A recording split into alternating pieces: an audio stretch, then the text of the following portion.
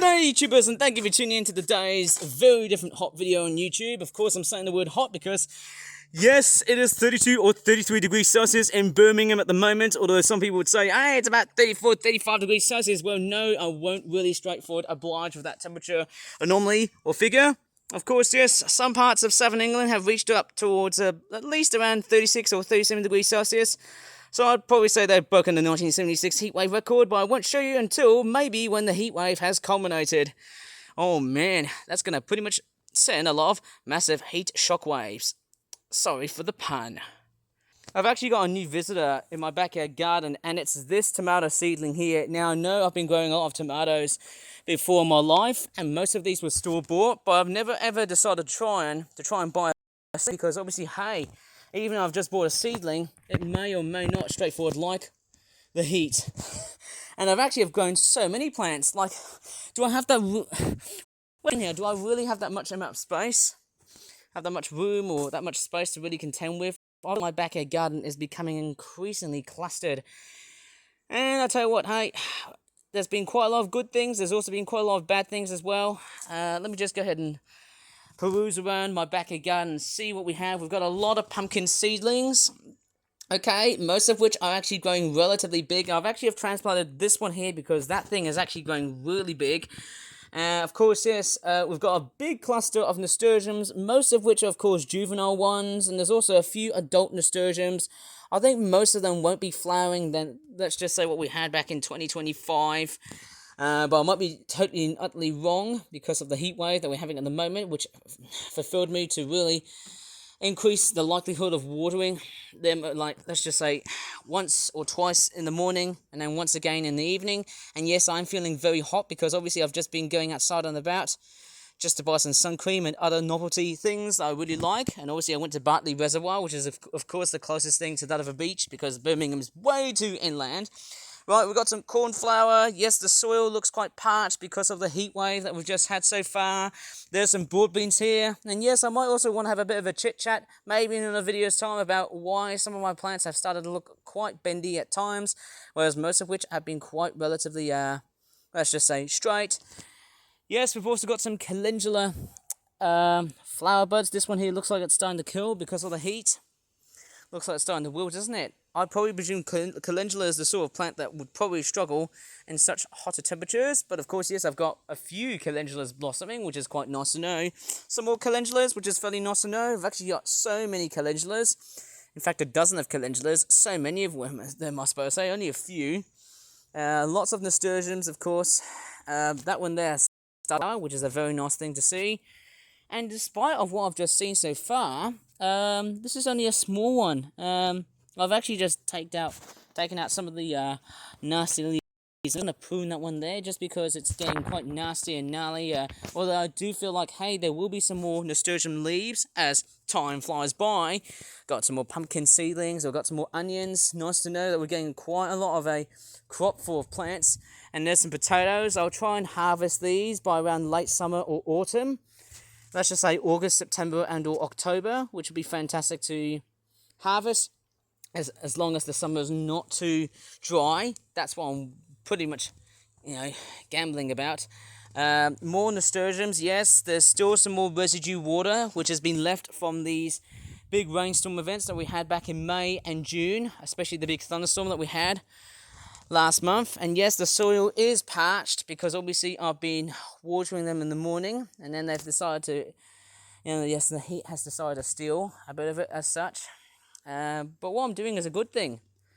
I'll try and water these around evening time. As great as this sounds, we've got another nasturtium. Of course, I think, what is going on with these nasturtiums? I suppose it's either to do with the heat, or maybe it's to do with the fact that, I guess the heat is causing a complete confusion. Maybe I'll probably say, hey, it's causing a big struggle, I suppose, hey? That's one big strain about the hot weather. I mean, they're really good, but I suppose, I think the leaves are going to really suffer so badly in the heat. It's not that great, isn't it? But let me just go ahead and track across. We've got more calendula seedlings. These look like they've seen far much better days. another nasturtium seedling. We've got quite a lot of small nasturtium seedlings, and there's also quite a lot of pumpkin seedlings, and most of which have been transplanted from like yesterday. I think this one here has been transplanted yesterday because I was feeling very hot, and the best thing was, guess what I did? I actually threw away my cooked rice into the ground, as well as some watermelons. You know, that patch there, and so is that patch there. And that is a great example on how I can get really, really good fertilizers from just about anywhere, of course. It's very, very nice to know why I've been straightforward, a good Samaritan, just to try and, you know, do things the right way. That's very, very good to know. Of course, yes, I do like to bury things, and hopefully, you know, that's a much greener way than just using artificial or chemical fertilizers. And yes, we've got more big nasturtiums here as well. They've actually been truly and utterly great. So far, so good. Yeah, I tell you what, this is actually very nice to know. We've got another calendula seedling that has started to blossom out in so many ways. Hey, this is really, really good to know. Yeah, it's somehow very, very nice indeed. And what else do I see? Of course, we've got the same nasturtiums. We've got a cornflower seedling as well. That's also been parched, of course. We've got a mixture of calendulas and cornflower, and also the sunflower seedling here as well. It has started to bend and take a bit of shape. And I'm also starting to see that they're also starting to form their little sunflower heads. It's going to take, well, let's just say a couple of weeks, months, as long as I'm watering them effectively and efficiently, because I don't want to try and waste water for other people to water their backyard gardens and whatnot. Obviously, I do water twice in the morning, just in case, but hey, this is actually quite nice to know. Some potatoes. Yes, we've got more. And I think that tomato seedling looks like it's starting to shrivel. But at least it's been watered, which is quite nice. I'll let that one establish for a bit until I can transplant this thing into a very well-developed spot. Maybe in a very good empty area, I suppose. It feels like my backyard garden has got no space at all. But then, hey, maybe let's just see if it's true, to see if I have got the right amount of space. And we've actually got that have started to shrivel in the heat. Yes. One pumpkin seedling has died.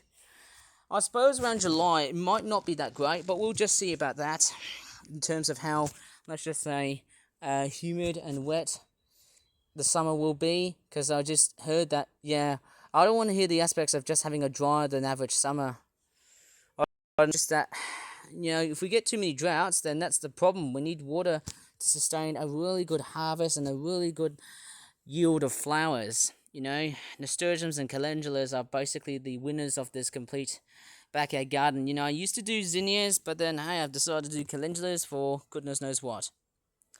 Yes, there's even more bigger clusters of calendulas, and yes, I've actually been transplanting quite a few calendulas, and also some pea seedlings as well, because obviously the pea seedlings needed a good water as well too, and also because I gave them like bigger plant pots, that's also helping them to actually establish so well. That's very, very good to know. So, well, I'm just going to go ahead and see what else is in my backyard garden as I'm trekking across through a really hot day. Oh my crikeys, look at the rest of what I've just done so far.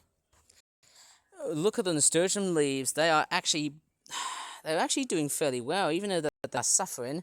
I suppose that maybe, who knows, I'm pretty sure they're going to grow really, really tall and really extensive, let's just say throughout the growing period until, I think that growing period might culminate during autumn. I'm pretty sure about that, around September and or October. That's what I'm thinking. Anyways, we've got the pumpkin seedlings. They've grown so large, so good. I hopefully get a very good crop yield.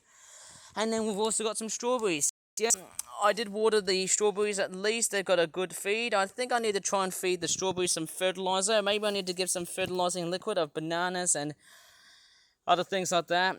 You know, banana peel fertilizer is really, really good. I can either, you know, leave the banana peels like so on the hot sun, or I can just, you know, basically make some liquid. That'd be a very good idea, wouldn't it? Maybe I can just do a combination of both. And then there's more nasturtium seedlings as well too. And actually this one here is a very big chunky size one, and so is that calendula. That is very fantastic. And then we've also a very big meadow as well. We've got lots of buttercups and all kinds of other flowers along the way. And yes, that looks pretty good. Although I'm starting to see, yes, the broad bean is dead. Yes, I haven't really spoken about that much in the way of broad beans, because obviously the broad beans have been one of the instrumental crops to really harvest or to really... I haven't harvested them yet, but growing them is an absolute nightmare just because of how difficult they are, especially when they bend and curl.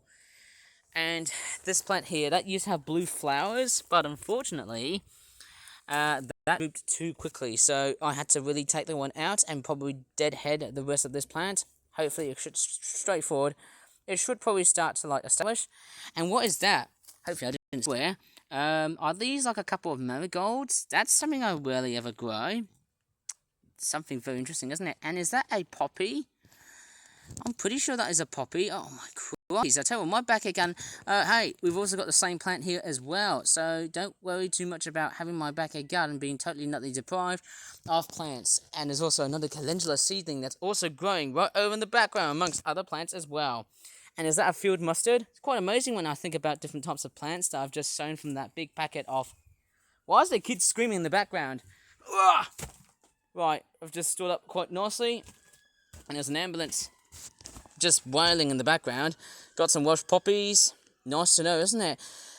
And I'm just getting weird flashbacks from like last 2 years ago. Do you remember which plant which really used to rule the backyard garden?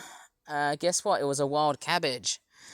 So far this year, I'm not seeing any wild cabbages, and they're attenuative looking yellow flowers. These ones here aren't wild cabbages, because, you know, I think they're not the sort of plant I'm after for. They don't have the right type of leaf. And all I'm getting is like thorns and things like that. I'm going to have to probably think of a very supervisional way to get rid of these things. And oh my god, there's some noises on the background. I'll retreat back once I'm done finishing the video. We've got some big white roses which have started to wilt and shrivel because of the heat.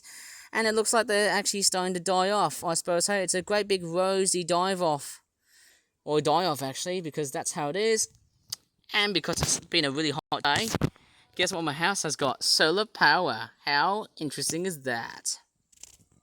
I think that's going to be about it for today. It feels like it's getting hotter and hotter and hotter. We'll have to evacuate because the heat is getting really intense. It's not like going back to Malaysia. And I mean, just because I'm like a person who lives back in Malaysia doesn't exactly mean that this is the sort of place that I find it very, very similar to. It all feels different in so many ways. But I'm going to go back and just straightforward see again. Yeah. And I tell you what, my meadow plant is actually attracting so many flies. Thank goodness for that. Lots of flies and other insects alike. And hopefully, my backyard garden is going to go ballistic with a lot of... Or should I just say, ballistic? Because there might be a swarm of bees. Just like Buzz Lightyear. He's also named after a bee, isn't he? Because he's called Buzz. Right? That's to infinity and beyond. Get it, eh? That's not a very good joke. Right. Anyways, with that being said, I'm going to be pretty much bailing out from this backyard garden because it is actually getting very sultry and hot. Sweaty and hot. Oh, is that a pea seedling? Hang on, what's it got there? Has it got like a little flower on it? That's very nice to know. And it's bending. I feel like I need to put some sort of appendage to assist that thing because it just keeps on bending, which is not a very good sign. I think that's the most troublesome part about planting beans and peas is that they all start to bend, which is not a good sign during windy weather.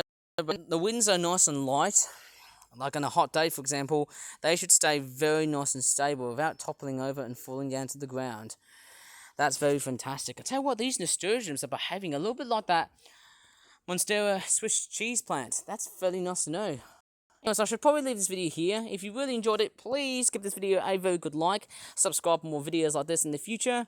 And as always, thanks so much for watching, and bye for now. It's getting flipping hot outside. Damn it!